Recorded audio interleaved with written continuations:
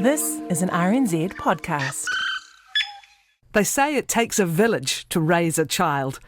I'm Kathryn Ryan, and here we draw on my conversations with experts on 9 to Noon to help you navigate family life. What can parents and educators do to stop children from panicking about Covid19 coronavirus? Senior researcher at the New Zealand Council for Educational Research, Dr. Mohamed Alansari, is also, of course, honorary academic at the University of Auckland's Faculty of Education and Social Work. Mohamed's back on 9 to Noon with thoughts around this. He is in the Wellington studio with me. Good morning. Hello, Kathryn. How are you? I'm really well. It's the classic case, isn't it? A story like this ends up dominating domestic news, international news. Totally. There are things like the emergency briefings every day, or in this case less emergency, but a daily briefing, and it all builds up this sense in all of us, really, that something big is happening. But how do children in particular process this? Right. So today I've got 5 takeaway messages, and hopefully we'll get teachers and parents to think about how they might approach this topic, because the chances are you're going to get your kid coming back from school one day saying, "Mum, so-and-so said this, my friend's mum and dad said we should do that, what's going on?" And so the first thing that I want to really kind of emphasize as a takeaway message is don't shut down those conversations and don't just tell people not to panic, because rule number 1, you tell me not to panic, what do? I'm going to panic. And don't end the conversations there, really. Usually people have this sense of mistrust, anxiety, and lack of kind of control when they don't know what's happening. And I think it's important for parents to tackle the conversation from a strength point of view, talking about what is it that we're already doing, how is it that we actually do have a lot of health protocols in place to support them. So it's not like they're going to combat this on their own, really. The goal, if you want to think about it that way, is to make sure that we empower the kids to be well-informed and responsive should they need to in the future.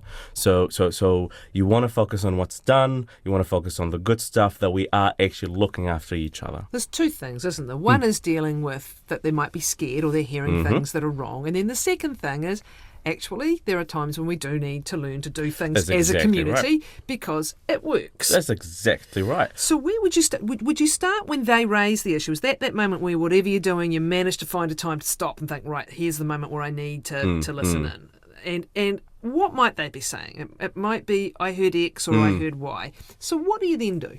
I think it's important to future-proof it, and perhaps if you know that it's getting widespread, there's a lot of miscommunication around it, it's not a bad idea to just sit down one day and be like, by the way, there's this virus outbreak happening at the moment. Let's look at the Ministry of Health website and see what they say about that, and you shouldn't worry because so-and-so. It's nice to kind of front it that way, and that's just one strategy.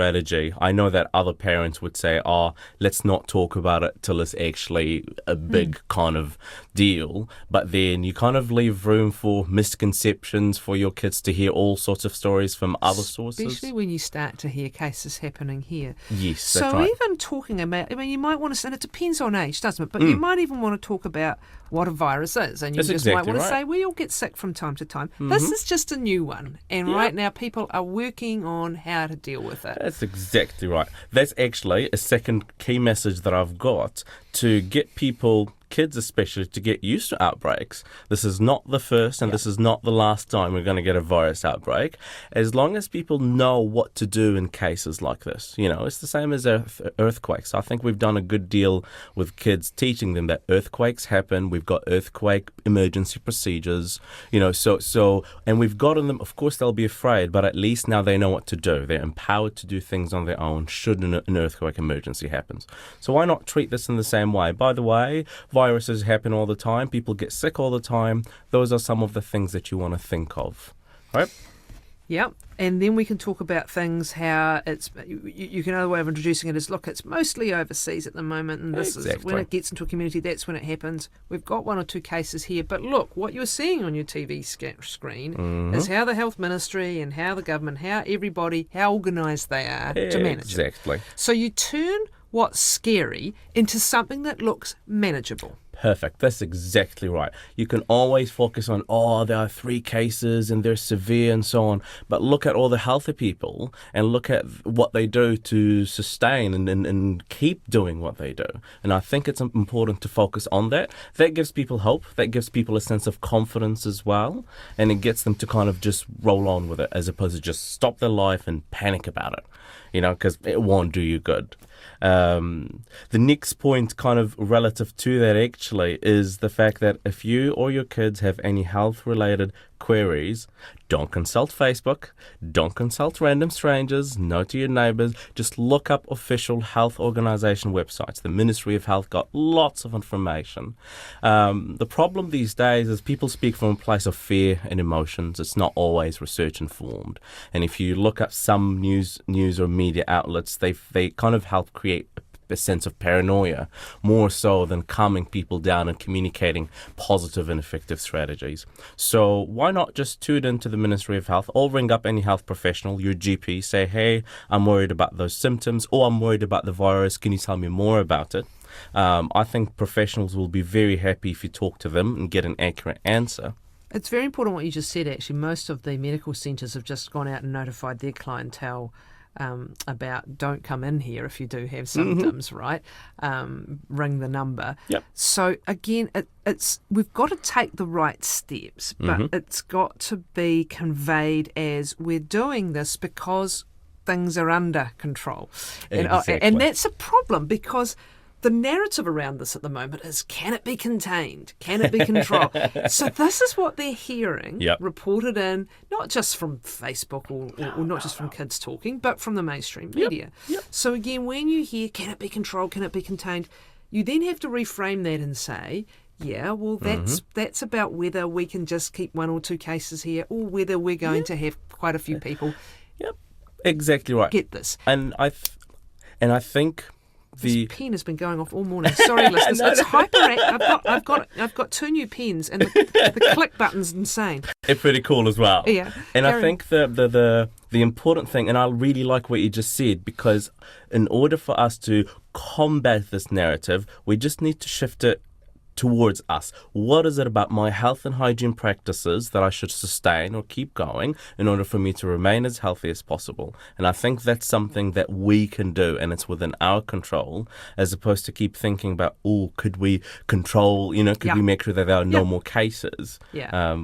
So it's the hand washing protocol, and everyone's done this with their kids, wash hands after the toilet, and it's just emphasising, that we do after the toilet and before we have dinner, we're going to do that lots and lots and lots of times a day.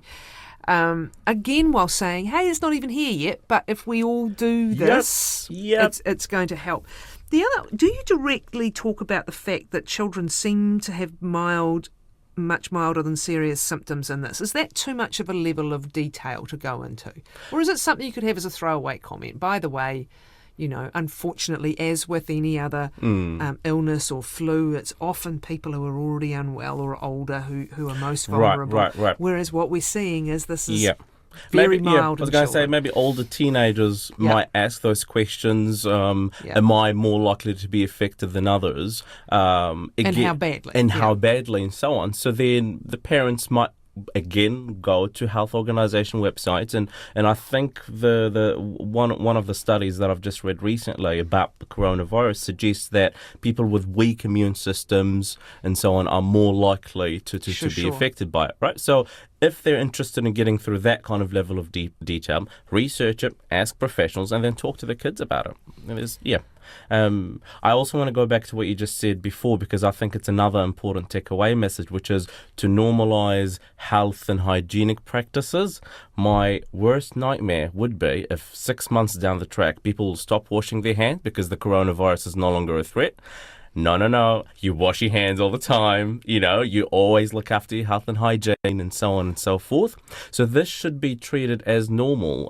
All of us engage in hygienic practices all the time. It's not because of the virus. And I think that's a healthy way of getting our kids kind of used to. Just praise them or just encourage them to do that more consistently. And then there's nothing new to kind of do. That those consistency is important, and you've pointed out here consistent messages between school and home. Mm. Are most schools getting organised in the way they are talking about this and conveying that to parents? Different schools seem to have different approaches. So, for example, I'm familiar with a number of schools who decided to talk about this in their school hall, so the principal would lead the conversation. I'm also aware of other schools where each teacher would have their own separate talk and they do it their own way. And we may not agree on the best way to approach this really, but I think the important thing to do is to reach out to the school and talk about, okay, what information did you guys provide to my children, and figure out whether I need to complement or extend on those efforts at home or not. Again, be prepared for your kids to come back home and say, my teacher or so-and-so's mum have said we should do this, but we're not doing it at home, mum. Are we on the wrong here? What's happening? So to kind of better understand how to respond to those questions, you really got to figure out what kind of conversations are taking place in school, and so on. And it's very likely, because it's the way the world is, that they will be hearing things that have come from strange websites or conspiracy theories, or do this or do that. But that is part of parenting full stop today, isn't it? I think it's so just, too. Can you listen to what we're what we're saying, not necessarily to what so-and-so's saying. Sometimes from some quite interesting sources. But it's a growing challenge, isn't it? Absolutely. And I'm curious as to how you undertake that full stop. And look, we've had this over vaccinations, we've had it over all sorts of things. When they are hearing sometimes some quite strident views that are conveyed through channels that might ultimately end up being their friends, but may have come from parents somewhere else. Like, how do you explain and how do you have the starting point of the difference between facts and theories and facts and conspiracies and expert sources and Facebook? Right.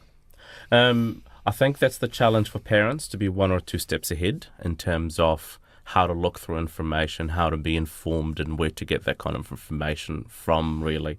But in saying so, again, parents would know their kids and what works, kind of what's best to approach their kids with. But one strategy that we often recommend to some parents is that if you can't seem to convince your child of a certain way or certain types of information, why not adopt a democratic approach where you and your kids would sit together and search through information. And in that way, when your child go, oh, look, that website says this, and then as a parent you can go, yeah, but actually it's not a credible source because so-and-so. This is one of the absolutely most fundamental skills they need to be taught. I agree. And at what age do you start teaching that? I mean, this is the ability to discern and to understand different sources of content and and how to check and double check their credibility.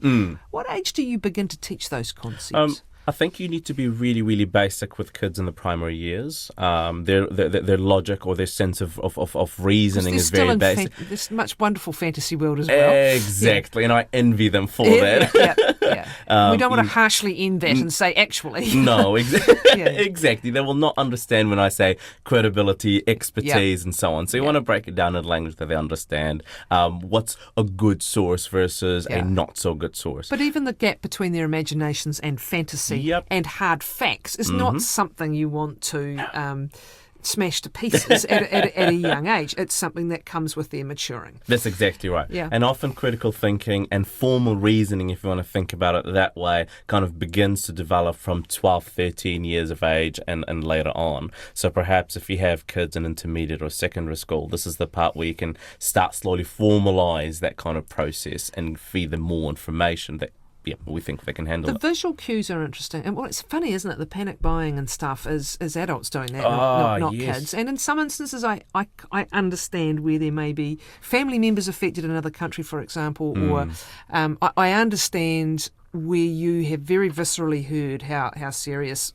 the early stages of an outbreak like this can be, that you're frightened. I completely get that, actually. But it's when you see that kind of visual impact, or people wearing face masks, a lot of people wearing face masks. Yes. that visual cue is very powerful in children. Oh, absolutely. And that's what they're going to associate the coronavirus, any sort of virus in the future with. That's the image they'll see. But with it suddenly happening, that's what creates fear. It's like, oh gosh, everyone's suddenly doing this. All the grown-ups are suddenly doing this. And there's the sense of, well, A, should I be doing it? And two, no one told me to do it. Should I be doing it as well? Am I left out of this? And what does it mean? And I think it goes back to parents really just pointing out that this is what some people do, this is why they do it, and by the way, this is our take as a family on it. And that take, I hope, and I'm going to cross my fingers, that it's research informed, it's well grounded in what we know from medical and health professionals, as opposed to something that they've heard down the road. For some older kids, I've seen some quite good video stuff, again from reliable sources. I think The Guardian had quite a good little video from their health reporter, constantly referring to expert advice, and it looked pretty tidy to me. And I'm sure Onto It health officials can do similar stuff that's user-friendly. And again, kids of a certain age, particularly teens, often more receptive to a video message than a lecture from a parent or whatever. You also said something really important, which is that this is this one, but there will be more. Oh, absolutely. And it's a hard line, isn't it? Talking to anyone who had children going through the earthquakes, for example, and we know actually from the research done subsequently, those impacts on the nervous system, those impacts on memory are real and stay. But just trying to preempt whatever the next impact is going to be, and to almost normalise the abnormal. That's exactly right. And normalise the best we can do is prepare and then work together when it happens. Yeah, because that's the only thing that you can control is your actions and reactions in situations like this, not how other people respond to it. So why not just focus on that? What can we do to future-proof? What can we do to stay safe and protect ourselves and other people to the best of our ability? A wonderful piece of advice here that actually refers back to when we were talking about those most vulnerable and that children don't appear to be the most affected. That might be where you want to end the comment. Here's a wonderful piece of insight from Ross. Please note, empathic children will be worried about parents and grandparents who are at higher risk. So maybe just say, so far all the evidence is that children who get this illness, catch this illness, have very mild symptoms, rather than saying the elderly, the vulnerable. You don't need to finish the sentence. He makes a really good point. They'll be frightened for loved ones. Yep, that's exactly right. And I mean, it's a very adorable and encourageable thing, empathy. So of course they're going to feel for that. And so it's important to think about how you deliver it. Again, as a parent, you know how sensitive your kids are, how close they are to certain people. So you really want to use that in a positive way. And how much dosage would you kind of introduce, and how much information would you share, and at what point as well? Here is a very interesting question. What should I say to very young children who put their hands in their mouth all the time? Oh gosh, I don't think we're going to stop that happening, are we? That's just. I was going to say, if it's kids' things, I mean, when kids' teeth as well, that process they do that all the time. I'm hoping that slowly they'll grow out of it. If not, parents could slowly just kind of encourage the kids not to, basically. I think the point that we're making at the moment in the current environment where we're all going to be careful that way. There's some biological facts you're not going to override, which is an infant's instinct, for example, to do exactly. That. It's a really interesting question. At some age, might you say, let's try not to do that at the moment, or is that just putting a worry on them? I think it's putting extra worry. On them, and just look after the house hygiene and keep washing the hands. What a thoughtful question.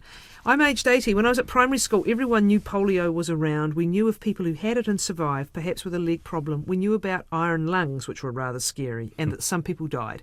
At the end of 1947, there was an epidemic and schools were closed, and it was advised that children not go to crowded places. Questions were answered. There was no fear among my friends. Families talked about it. See what I mean? And that's the first thing that we said. Don't just tell people not to panic. Talk to them about it. Have the conversation. When people lack information, around, they get a sense of mistrust, anxiety and tension, and that leads to irrational behaviours in response to any sort of virus, really. So it's an open and transparent and a very friendly conversation about how we can protect ourselves in an environment or in situations like this. Mohamed, thank you very much. Mohamed Alansari of the New Zealand Council for Educational Research, also honorary academic at the University of Auckland's Faculty of Education and Social Work.